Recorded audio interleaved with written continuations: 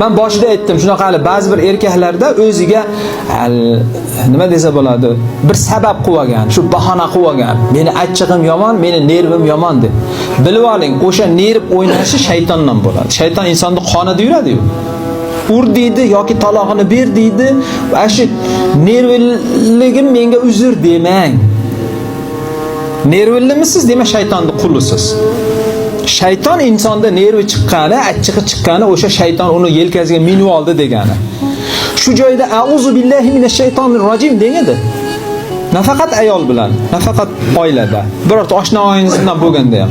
Shunaqangi holat a'uzu billahi minash shaytonir rojim degandi. Haliga ming nervilli bo'ling, ming achchig'i bo'ling, darrov nimangizdan tushasiz. Shuni hayotingizda shuni tatbiq qiling.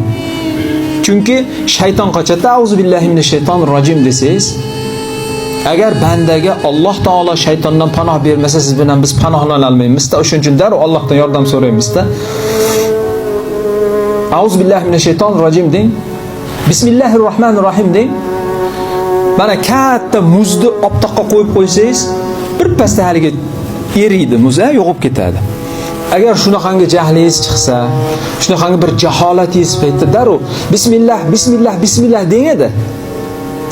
Shaytonning jussasi xuddi haliga oftobga qo'yib qo'yilgan muz eriganday shaytonning jussasi erib ketargan.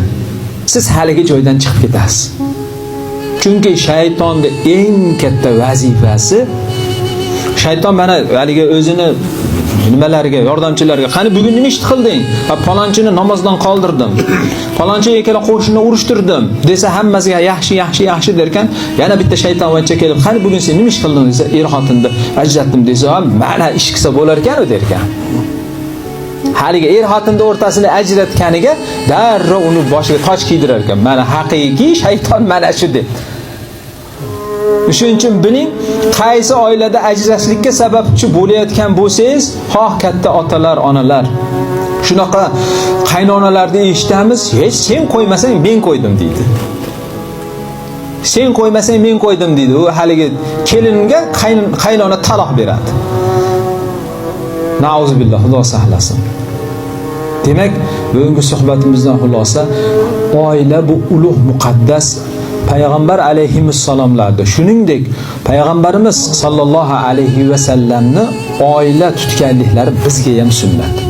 Va buni chiroyli holat bilan, muomalani chiroyli, go'zal qilib, mana shuni tatbiqini qilib, oilani saqlab qolishlik Rasulullohning sunnatlari ekan. Shuni mana shunaqangi holatlarda shularni eslaylik azizlar. Alloh taolo barchalarimizni bu eshitganlarimizga amalni ham Alloh bersin, avvalo o'zimizga. Bu joyda mana sovda o'tirdilaring. Men bora uzr, endi suhbat qilmasa bo'lmaydi, bizni ham suhbatga chaqirishgan. Alloh ajrlaringni bersin. Ikkala yoshda umriga rizqi Alloh taolo o'zi barakot ato qilsin.